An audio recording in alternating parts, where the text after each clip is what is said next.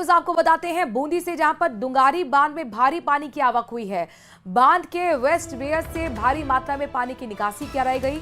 कस्बे में बाढ़ जैसे ऐसे में हालात बन गए, यहां तक कि मकान और दुकानों में भी पानी घुस गया है। वो तस्वीरें भी आपको दिखाएंगे। लोग परेशान हो रहे हैं। लगातार हो रही है बारिश और दुंगारी बांध आपको दिखा रहे हैं, जहां पर भारी पानी की आवक के चलते वेस्ट वेयर से भारी मात्रा में पानी की निकासी की गई है और उसका असर वहां आसपास के इलाकों में, कस्बे में देखने को मिला है। बाढ़ जैसे हालात बने हुए हैं। आप देखिए किस तरीके से जो मकान हैं और दुकान हैं उनमें पानी भरा हुआ है। ऐसा लग रहा है कि मकानों के अंदर ही समुद्र जैसे हालात बन गए हों और लहरें उठ रही हैं। ये मकान और दुकानों में पानी भर गया। वजह है बूंदी में लगातार अच्छी आवक, बारिश और दुंगारी बांध में भारी पानी की आवक के चलते जो बांध का वेस्ट वेयर है वहां से भारी मात्रा में पानी की निकासी करनी पड़ी। उसका असर आसपास के इलाकों में ये हुआ है कि बाढ़ जैसे हालात बन गए हैं। दुकानें हो या फिर घर हो, जलमग्न हो चुके हैं और घुटनों घुटनों घर के अंदर ही पानी है। समुद्र जैसी लहरें उठ रही हैं।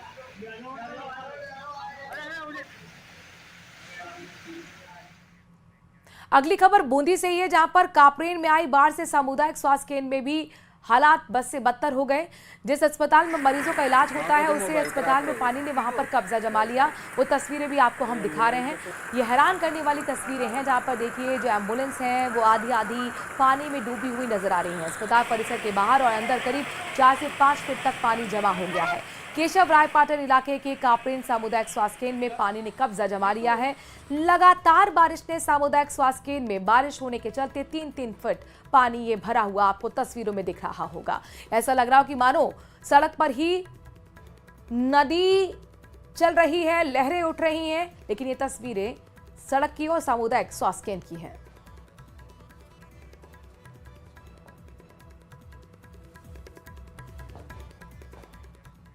तो राजस्थान में मानसून एक बार फिर एक्टिव हो गया है। मौसम विभाग ने आज 4 जिले यानी कि उदयपुर, डूंगरपुर, बांसवाड़ा और प्रतापगढ़ इनमें ऑरेंज अलर्ट जारी किया है। तो वहीं सवाई माधोपुर में तेज बारिश का दौर लगातार जारी है। शहर के कई इलाके डूबने से बाढ़ जैसे हालात बन गए। लटिया नाला के आसपास पानी भरने से निचले इलाकों में हालात मुश्किल में हैं। कई कॉलोनियों, कई घरों में पानी घुस गया है। कोटा के सुल्तानपुर में बाढ़ जैसे हालात हैं। सुल्तानपुर और दिगोद कस्बे की सड़कें दरिया बन गई हैं। सड़कों पर 2 से 3 फीट तक पानी बह रहा है। दोनों कस्बों में कई दुकानें और घरों में पानी घुस गया है। बूंदी जिले में भी मूसलाधार बारिश का दौर जारी है। नमाना इलाके की शामू नदी उफान पर है। शामू नदी के उफान पर होने से यातायात भी प्रभावित हो रहा है। 12 में भारी बारिश के चलते स्कूल बंद हैं और जिले के सभी राजकीय और निजी स्कूलों में आज छुट्टी है। जिले भर में हो रही भारी बारिश के चलते स्कूलों में छुट्टी करनी पड़ी। तो सवाई माधोपुर इस वक्त लगातार भारी बारिश ने वहां हालात को बिगाड़ दिया है। जिला मुख्यालय समेत कई इलाकों में बाढ़ जैसे हालात हैं। रेलवे स्टेशन पर करीब 2.5 से 3 फीट तक पानी भरा हुआ है। तो वहीं कुशाली दर्रा के पास नाले में एक कार बह गई, जिसमें 5 से 4 लोग सवार थे। इनमें से एक युवक का शव भी बरामद हो चुका है, जबकि बाकी की तलाश में पुलिस और एनडीआरएफ जुटी हुई है।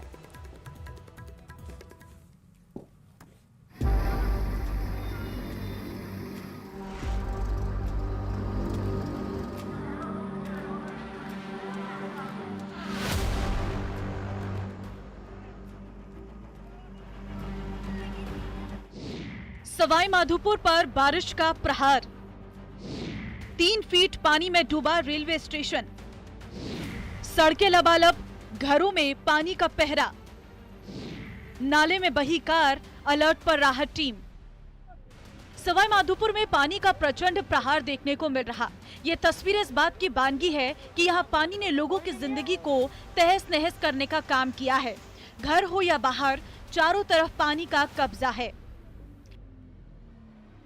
इस बीच सवाई माधोपुर के कुशाली दर्रा से डराने वाली तस्वीर आई है सामने, जहां एक कार नाले के तेज बहाव में बह गई, जिसमें 4 से 5 लोग सवार थे, जिनमें से एक का शव बरामद हो चुका है, जबकि दूसरे लोगों की तलाश में पुलिस और एनडीआरएफ की टीम जुटी है।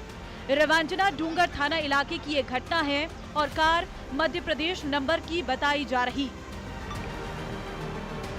गत रात को बहुत भारी बारिश के कारण कुशाली दर्रा जगह पर पानी का अचानक तेज बहाव और पानी काफ़ी 5-6 फीट ऊपर सड़क से बहने लग गया। एक कार जिसमें एमपी नंबर की कार है, उसमें एक परिवार जो वहाँ से गुजर रहा था, उसको आसपास के लोगों ने काफ़ी समझाया भी रात को कि भाई पानी तेज है मत जाओ, लेकिन चालक जिद करके आगे निकल गया। अब जरा इन तस्वीरों को देखिए। ये तस्वीरें सवाई माधोपुर के जिला मुख्यालय की है, जहां हालात बेहद डराने वाले हैं। यहाँ रेलवे स्टेशन पानी में डूबा है, पटरियां पानी में समा गई हैं।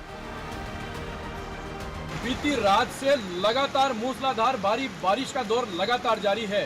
सवाई माधोपुर जिले में हालात बेहद विकट हो गए हैं। कई ऐसे इलाके हैं जो पूरी तरीके से बाढ़ की चपेट में हैं और इस वक्त आप देख सकते हैं हालात सवाई माधोपुर रेलवे जंक्शन के। आप इस वक्त देख सकते हैं कि सवाई माधोपुर रेलवे जंक्शन जो है वो भी पूरी तरीके से जलमग्न हो गया है। जो पटरियां हैं वो पूरी तरीके से पानी में डूबी हुई हैं।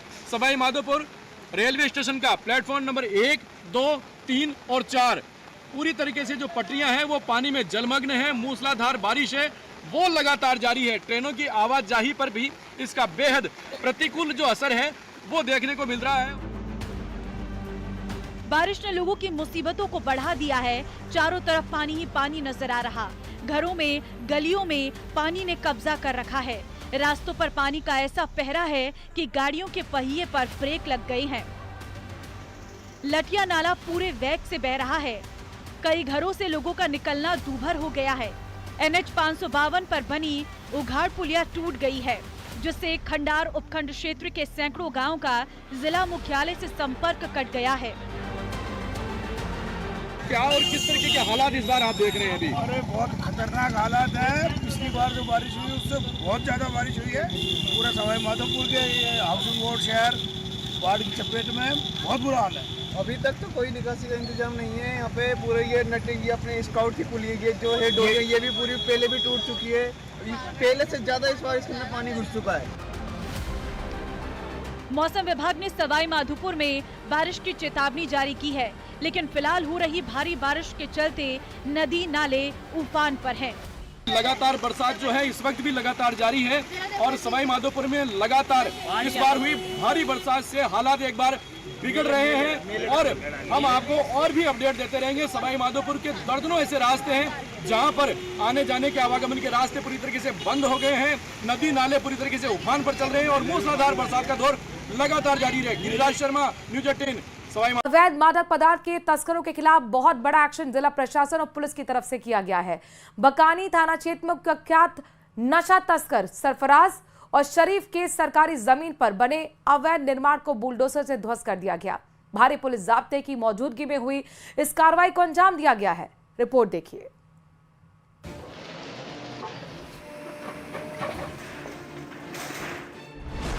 झालावाड़ में बुलडोजर एक्शन।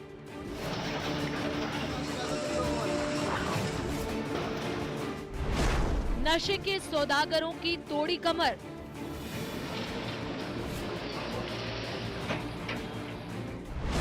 सरकारी जमीन को कराया कब्जा मुक्त।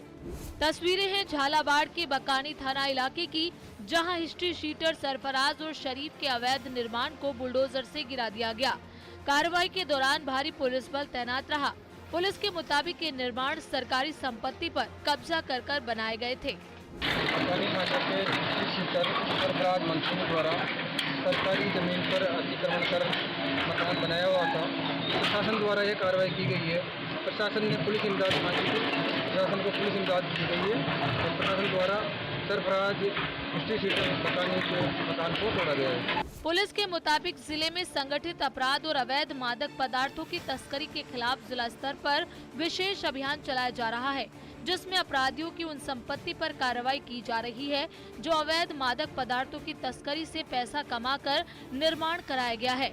इसी कड़ी में सरफराज मंसूरी और नशे के सौदागर शरीफ मोहम्मद के अवैध निर्माण पर बुलडोजर चलाया गया। और शरीफ जो बकानी क्षेत्र के निवासी हैं, उनके द्वारा सरकारी संपत्ति पर कब्जे के मामले में आज प्रशासन के साथ पुलिस बल तैनात रहा। प्रशासन द्वारा सरकारी संपत्ति पर जो उन्होंने अवैध निर्माण किया था उसको ध्वस्त किया गया। सरफराज जो है वो हाल में ही एनडीपीएस तस्करी के 2 मामलों में 30 जुलाई को पाटन और पिड़ावा के मामले में अरेस्ट हुआ था और अभी हाल में इसकी हिस्ट्री शीट भी खोली गई है। नशा तस्करी के काले कारोबार में लगे आरोपी लंबे वक्त से पुलिस के रडार पर थे। पुलिस ने 30 जुलाई को ही सरफराज को एनडीपीएस तस्करी के 2 मामलों में गिरफ्तार किया था। बहरहाल प्रशासन की इस कार्रवाई से सरकारी जमीन पर कब्जा कर मकान बनाने वाले नशा तस्करों को बड़ा संदेश दिया गया है। झालावाड़ से न्यूज 18 राजस्थान के लिए तरुण कुमार शर्मा की रिपोर्ट है।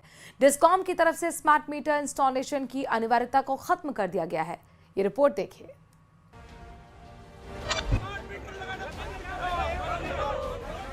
सरकार हो बर्बाद। बैकफुट पर बिजली कंपनी, लोगों के विरोध का हुआ असर। स्मार्ट मीटर पर बदला फैसला। प्रदेश में स्मार्ट मीटर लगाने का फैसला लिया गया तो हर जिले में इसका विरोध हुआ। कई जगहों पर बिजली कंपनी के कर्मचारियों और स्थानीय लोगों के बीच झड़प भी हुई। इसे कांग्रेस ने मुद्दा बना लिया। अलग अलग मंचों पर इसे उठाया गया और अब जब फैसला वापस हो गया तो पूर्व मंत्री प्रताप सिंह खाचरियावास ने इसे बीजेपी सरकार की हार करार दिया। उन्होंने कहा कि सरकार तानाशाही और मनमाने फैसलों से बाज आए। और आखिरकार बीजेपी की सरकार को झुकना पड़ा। कहाँ है मुख्यमंत्री जी, कहाँ है ऊर्जा मंत्री जी? जनता जनता होती है, ज्यादा घमंड मत किया करो। झुकना पड़ा, दम था तो लगा के दिखा देते। जो लोग अंधभक्त थे उन्होंने स्मार्ट मीटर लगवा लिए, अब वो परेशान हो रहे हैं। ये आखिर बीजेपी की सरकार की तानाशाही को, जुल्म को, धोखे को, भ्रष्टाचार को झुकना पड़ा और अब smart meter reject, smart meter खत्म। 1 सितंबर से प्रदेश में विधानसभा का मॉनसून सत्र भी शुरू होने जा रहा है। ऐसे में कहा जा रहा है कि ये मुद्दा सदन में भी गूंजने वाला था।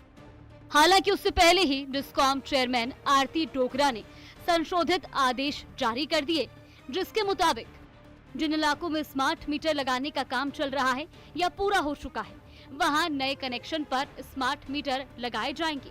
बाकी जगहों पर फिलहाल सामान्य यानी नॉन स्मार्ट मीटर से ही काम चलाया जाएगा। स्मार्ट मीटर हटाओ संघर्ष समिति लगातार इस मामले का विरोध जता रही थी। स्मार्ट मीटर को लेकर लोगों का कहना है कि इन मीटरों के लगाने के बाद बिल कई गुना बढ़ गए हैं। चार्ज हर महीने बिना किसी आधार के बढ़ता जा रहा है। मीटर की खराब तकनीक के कारण उपभोक्ताओं को बिजली गुल होने और बार बार रिचार्ज कराने के झंझट का सामना करना पड़ता है। Bureau report, news 18 Rajasthan. और इसी के साथ मारूर राजस्थान में अभी के लिए